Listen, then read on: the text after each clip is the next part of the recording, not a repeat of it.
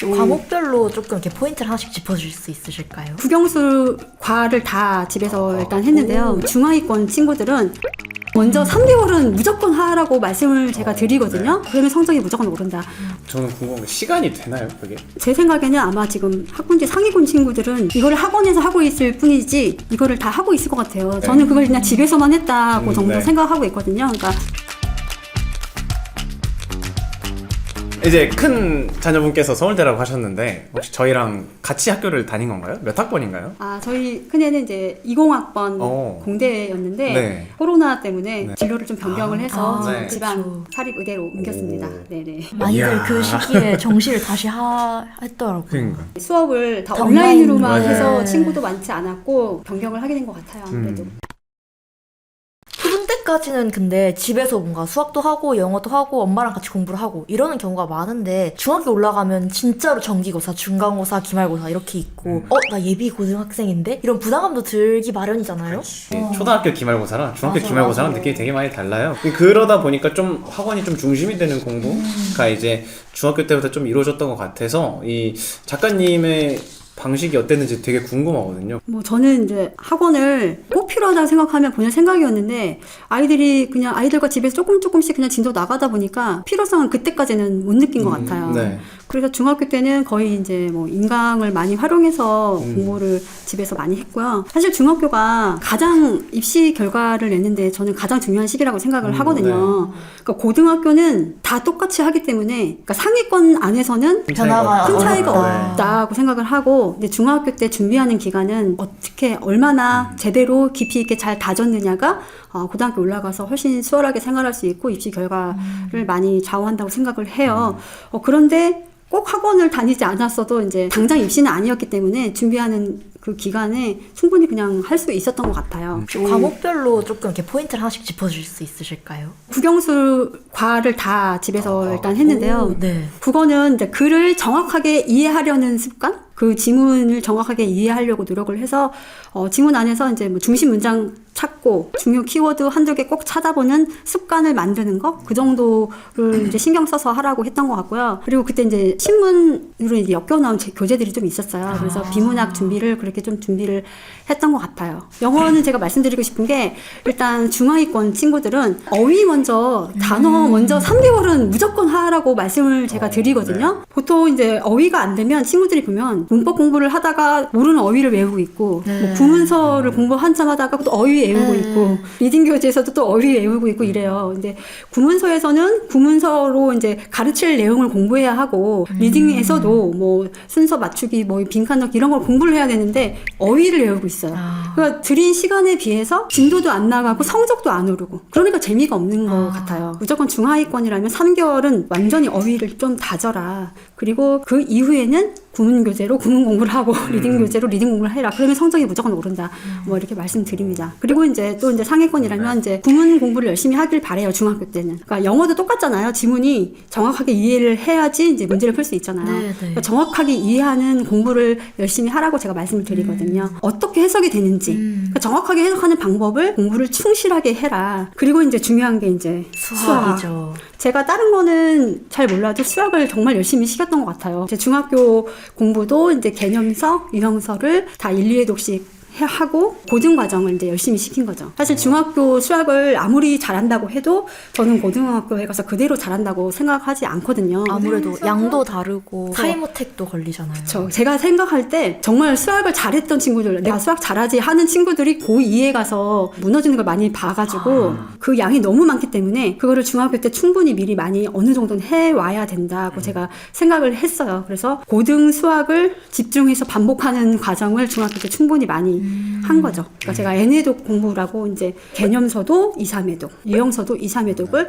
계속해서 선행할 때만 학기당 5회독 이상은 선행할 때만 일단 본 것 같아요. 그리고 이제 고등학교 재과정 할 때는 또 개념, 유형, 준심화, 심화 쭉 또 하는 거죠. 네. 그래서 수학이 안 흔들리면 또 나머지 과목들은 이제 또 여유 시간에 있잖아요. 만약에 고등학교 가서도 할 수가 있긴 있는데 그때 수학을 열심히 하고 있다? 그럼 다른 과목을 이제 못 하고 있는 거예요. 맞아요. 그러니까 수학이 안 흔들리도록 중학교 때 충분히 다져간다. 그게 가장 중요한 것이 아닌가 생각을 합니다. 막 개념서, 유형서 이렇게 봤다고 말씀 주셨는데 어떤 거 보셨는지 기억이 나시나요? 개념 원리하고 센 일품 그다음에 이제 심화는 불라할 때도 있고 중학교 때는 어려웠을 것 같은데요. A급 수학 그냥 했던 것 같아요. 그리고 이제 고등학교 과정 할 때는 저희가 선행할 때는 개념하고 유형만 했어요. 무조건. 그것만 해도 정말 근데 네. 기초가 탄탄히 되잖아요. 기초를 탄탄히 해서 올라간다. 근데 되게 신기한 게 다른 과목도 분명히 공부를 한 거고 그 선행만 하신 게 아니잖아요. 현행 과정 학기 공부도 해야 되고 1년에 4달, 5달은 현행을 하는 거고 네. 나머지는 다 고등 선행. 중간고사, 기말고사, 중간고사, 기말고사 한 달씩 하잖아요. 그게 4달. 나머지는 다 고등학교 선행. 그러니까 고등학교 준비 기간이라고 생각을 저는 많이 했어요. 중학교를 그러니까 일단 고등학교를 저는 이제 명문고나 특목고를 보낼 생각이 없었거든요, 그때. 네. 그랬기 때문에 당장 성적에는 제가 너무 이제 일일비하지 않았고 고등학교를 가서 제대로 진가를 낸다. 약간 그런 생각으로 일반고 갈 생각이었어서 고등 준비를 열심히 했던 것 같아요.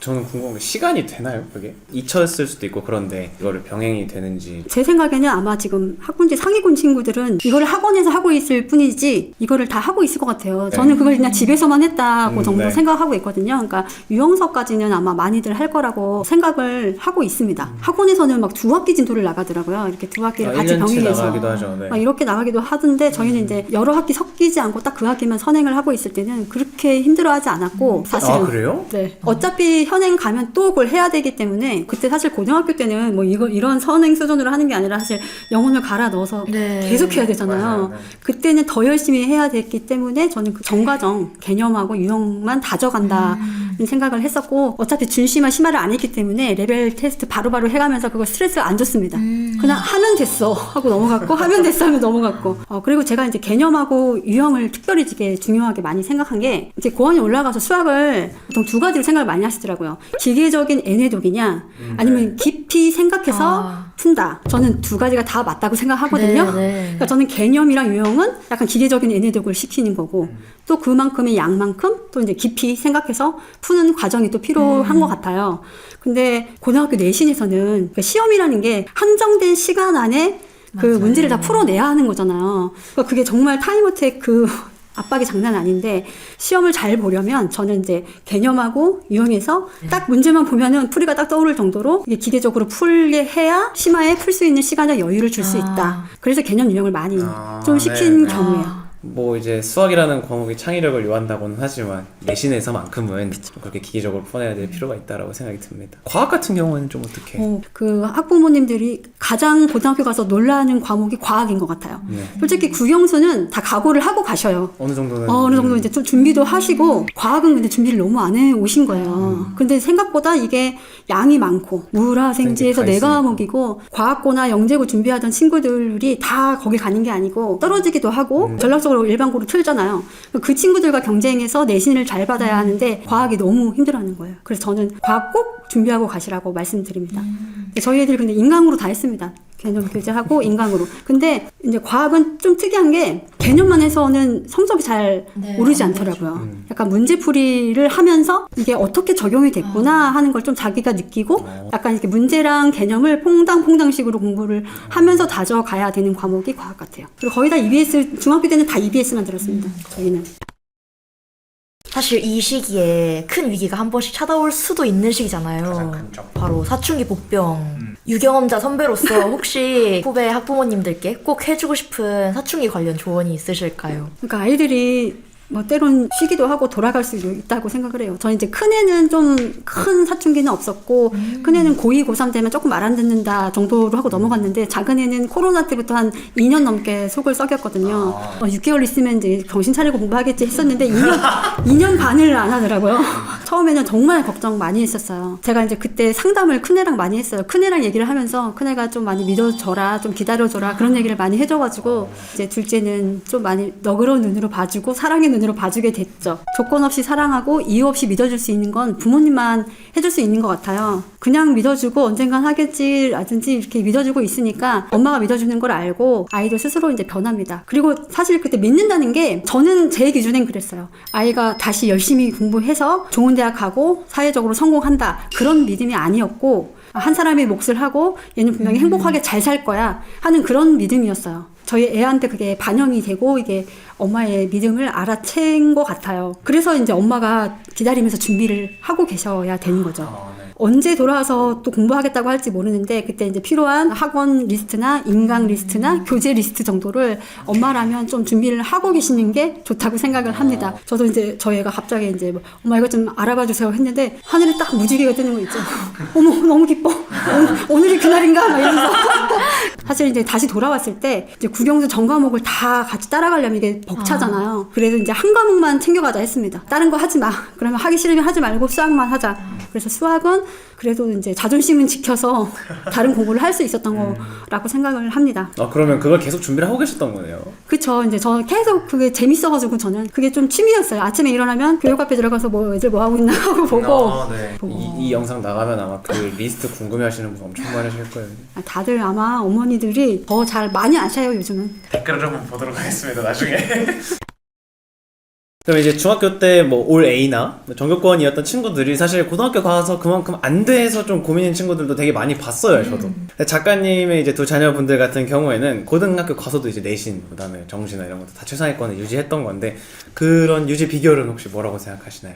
저는 이제 방법은 중학교 때 사실 같은 A라고 해도 공부량이 많이 달랐다고 생각을 하거든요, 저는. 맞아요. 89.5부터 A잖아요. 네. 그래서 엄마들이 보통 95점 정도만 맞으면 되지 이렇게 어머님도 생각하시고 아이들도 그렇게 생각하고 있는 경우가 많을 거예요. 그래서 95점 정도를 맞는 공부는 100점 맞는 공부랑은 좀 다르다고 생각합니다. 정말 마지막 한두 문제를 더 맞추기 위해서는 그 지역적인 그 문제를 맞추려고 구석구석 다 봐야 되기 때문에 두 친구가 계속 똑같이 A였다고 하더라도 계속 95점 맞는 친구와 100점 맞는 친구는 공부량은 정말 어마어마하게 차이가 난다고 생각을 해요. 그렇기 때문에 마인드 자체를 아예 바꿔야 되는 거죠. 그러니까 중학교 때는 약간 못 봐도 이해를 받는 그런 시기였어요. 그러니까 그거에 길들여져 있던 친구들이 고등학교 가면 범위가 넓고 문제는 어렵고 95점 맞는 그런 마인드로는 고등학교에서는 절대 상위권이 될 수 없다. 그러니까 본인이 A라고 지금 이거 보는 중학생 친구들이 있을 수 있는데 내가 이거를 다 맞을 수 있을까라는 생각 때문에 100점을 넘어서는 공부가 되는 것 같거든요. 그래도 사실 저는 100이 나올까 말까라고 생각을 해요. 네, 그래서 방금 해주신 말씀이 되게 전적으로 동의하는 그런 바입니다. 그 공부량은 첫 번째로 꼽아주셨고 혹시 두 번째도 있을까요? 그리고 자기주도 습관이 정말 중요하다고 생각해요. 고등학교에 전과목 학원을 다닐 수는 없잖아요. 맞아요. 그렇기 때문에 과목별 그 시간 안배를 본인이 결정해서 해야 됩니다. 그런데 이제 수학 학원을 만약에 가면 수학 선생님은 수학 얘기만 하시고 영어 학원에 가면 영어 얘기만 하실 거예요. 만약에 내가 부족한 부분을 내가 알면은 그걸 맞춰가지고 조율해서 할 수 있어야 되는데 그게 안 되면 이제 약간 휩쓸려 가게 되죠. 고등학교 때 딱 되는 것 같지는 않고 저는 이제 초등학교, 중학교 때부터 꾸준히 이제 조금씩 연습을 해두면 고등학교 때 진짜 진가를 발휘한다고 생각합니다. 초, 중 등 이렇게 실패해도 괜찮고 다시 일어날 수 있는 시기에 시행착오를 겪어야 되는 것 같아요. 그래야 고등학교 때 안 하니까. 뭔가 자녀가 따라주지 않아서 못하는 경우도 있을 것 같아요. 엄마 말을 잘 듣는 아이였기 때문에 집 공부가 가능했던 것인지 아니면 뭔가 엄마 말을 잘 따라오게 만들었던 그런 작가님만의 노하우가 있었는지 궁금합니다. 저학년에는 그때는 뭐 굳이 학원 안 보내도 제가 봐줄 수 있는 영역이 많았기 때문에 크게 뭐 고민 없이 그냥 집 공부를 시작을 했고 중학교부터는 이제 자기도 스스로 이제 해보고 그러니까 장단점을 자기가 느끼면서 집 공부는 아이들이 선택을 한 거예요. 고등학교 때는 제가 학원 좀 가자고 너 이거 좀 안 되는데 과학 뭐 안 되는데 학원 좀 가자고 제가 사정을 했는데도 아이들이 원치 않아서 못 갔습니다. 큰애 같은 경우가 굉장히 이제 피곤해 해가지고 고3 때도 7시간을 꼭 자주 내거든요.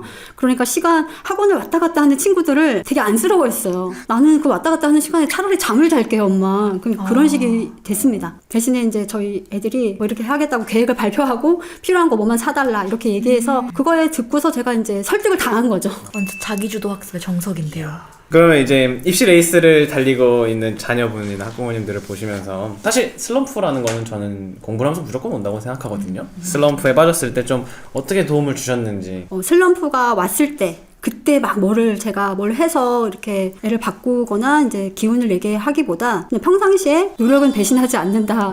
별로 좋아하는 말 아닐 수도 있어요. 근데 저는 그 말을 뼈에 새길 정도로 너무 얘기를 많이 해줬던 것 같아요. 당장 잠깐 힘든 시간을 겪어도 또 이제 시간이 지나면 다시 제자리를 찾고 그랬던 것 같습니다. 그리고 또 한 가지는 아이들의 아픔을 어차피 대신해 줄 수가 없고 아이들이 이제 스스로 어느 정도는 헤쳐나가야 되지 않나 이런 생각을 해봅니다.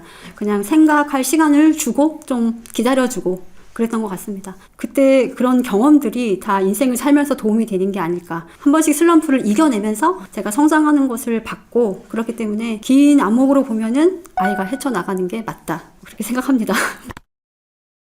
벌써 이번 파트의 마지막 질문인데요. 끝으로 영상을 보고 계신 후배 코치님들께 응원의 말씀 부탁드리면서 이 시간 마무리하도록 하겠습니다. 엄마가 하는 일이 겉으로 바로 표는 나지 않지만 엄마가 하는 대로 아이들이 분명히 잘하고 있습니다. 콩을 물을 푹 담가서 한 1, 2주 지난 다음에 콩나물로 쑥 자라 있으면 얼마나 좋겠어요. 하지만 그렇게 놔두면 그냥 썩겠죠. 단 하나의 사건으로 아이에게 기적이 일어나지 않아요. 엄마가 매일매일 하는 그 일들로 아이들은 아주 조금씩 변하고 있다는 것을 잊지 않으셨으면 좋겠습니다. 그리고 엄마가 행복해야 아이들도 행복한 것 같아요. 우리는 우리 부모님한테 소중한 딸이라는 것도 잊지 않으셨으면 좋겠습니다. 항상 밝게 웃으셨으면 좋겠어요. 행복하셨으면 좋겠네요. 네. 감사합니다. 감사합니다.